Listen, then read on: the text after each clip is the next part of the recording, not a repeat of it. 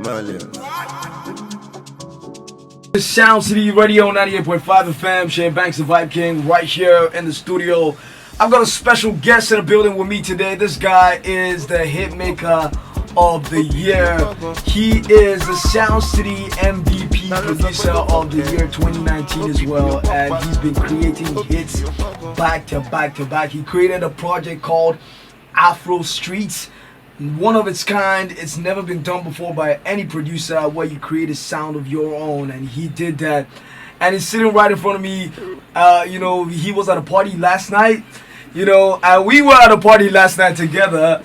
But I came in looking like I've been up like 12 hours, but he came in looking like he's been like sleeping and just having a good time. But he's just living the life. I'm talking about the one, the only Rexxie in the studio with me today. What's good, my bro? It's the boy Rexxie on this one. How fun, man? What's the album? KPK. I mean, it's the word that is popping on the streets right now. But before we get into that, let's talk about how this year has been for you. It has pretty much humbled everyone. A lot of people have learned so much this year. Coronavirus. We've learned how to use face masks. You don't use face masks. But I'm on my level now. Wow. The accessories. but I'm sure you've learned like one or two lessons this year. Tell us about the lessons. Well, 2020 came with so many experiences, lessons, challenges, everything 2020 I did. So, thank God right here. I mean, we're still alive. I've learned a lot. I'm sure everybody has learned a lot again. So, we move on. We move. But what would you consider your biggest achievement for the year 2020? My biggest achievement is not letting negative energies bring me down. Because instead I just kept giving it my 100 and thank God. I know earlier in the year you started off the year in a good note. I was at the MVPs and they called Rexxie. I think you just came to the show at the time. Man, I never expected that. You weren't expecting it. But tell us about the whole experience. Walk us through the process, the journey from the year 2019 into the year 2020 and picking up the Soundcity MVP Awards. Yeah, for someone like me, what kind of music I do, I already understood the kind of music I was dishing out already, and I already understood the expectations I would have for that kind of part I decided to follow again. So street music, street pop.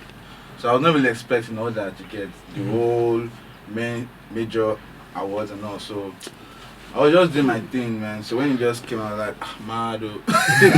Yeah, now let's go.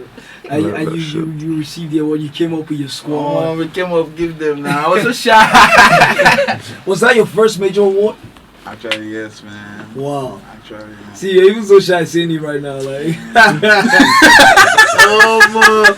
Rexxie, I heard one gist too about you. Like, I heard you used to be shy, when talking to women. Like, is that true? Man, dude, I'm shy anytime, man. Like, I'm shy anytime. Once something just busts my head, I'm shy already. So. Wow. Quickly, let's talk about the collaboration you have with Sarkodie and Zlatan. Y'all went to Ghana to make that record happen. Like, could you just walk us through like the process of how you made that happen? There was this tweet last year from Sarkodie. It was like, yo, whoever did this Mali beats, and that was so P. I need to get that guy. So people tagged me up and I'm like, yo. So I sent in a beat that time. We did a song called Bumper. Bumper. Sarkodie. I already dropped the song Bumper then. So I wanted the same thing I told you about, getting stuff, Send more stuff now. Need more. Yeah, get more. You're actually a Grammy-nominated producer. You know what's interesting? It's not just one song. 2 songs, bro. 2 songs on the project. I mean, how does that make you really feel? Were you even expecting that at all? Like, to be honest with me, were you expecting that at all? I was expecting something good. Man, you go far. Rexxie, tell us. This is off the record, right? Tell us. You're on the record. No. Just imagine that we're not recording this. All right. How much do you charge to produce? It varies, man. So like a manager just takes it Should we draw the manager to the mic? It's normal on my Instagram. Well, Well, that's so, man. All right, so let's talk about the EP sometime in April last year. I mean, in about 4 or 5 months, it'll be 1 year since you released your debut EP, if I'm correct. And you had the likes of Zlatan, Pokoli, Barry J, and Naira Marley on that project. And you also created some songs by yourself, like solo sounds. I mean, and you called it Afro Streets. First of all, I want to know why you called it Afro Streets. Okay, the name, I had a name in my mind for like right from a certain time when I understood the kind of music I was teaching now. So yes, Afro Street means sounds from the street of Africa. Okay, so I understand like the kind of music I do. So I just wanted to create a body of work that could really just explain what I'm doing because there's a lot coming in front. So to just establish that, this sound though, you don't see normally now, we run now. Oh yeah, now. You know now, so moving on. But do you think a lot of people will struggle to accept your sound and your style of music when you created it? Were you nervous that when the project also dropped that people were going to find it difficult to accept? I used to fall like that, so I really believed my content before I did it out. So I was already expecting them to like it. So they didn't like it. Like that's when I feel bad. So when I got the perfect or positive reaction I wanted, so nice. So yeah, I know producers don't actually get like enough credit. They don't get credit for the hits they create. There's so many hit songs that we played this year that we don't even know the producer. Sometimes we hear very interesting signature tags.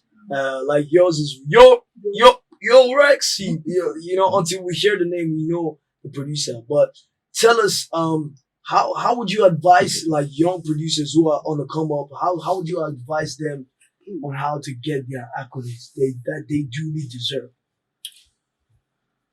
This question. Because I don't want to talk like upcoming producers even them already. Just understand that that's market selling is for you, man. It's your work. The way artist goes to the studio and records, and you're there making the beats for the artist. Once you leave the studio, the artist goes back home and gives his management and it's like, yo, I made a mad song. You go back to your management and say, yo, I made a mad song too. Wow. You get me? So it's the same thing as you're pushing the artist, you're pushing your brand, You're doing it like it's your work. It's your work, right? So that's just... Man, I really do have to say, I mean, it's been a long time coming, and I'm sure you have a message to like a couple people out there who want to be like Rexxie. Who, I mean, I saw a throwback picture of you where your dad got you your first sound card.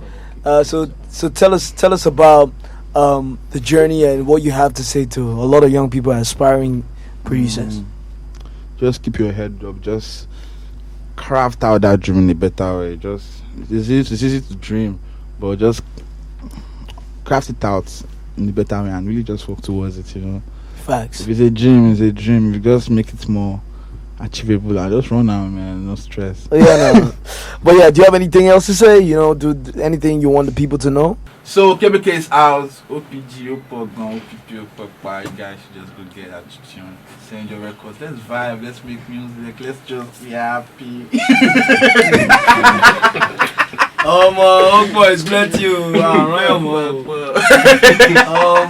This year has been a very interesting year, and what a way to wrap it up with great tunes. Shout outs to you, Rexxie.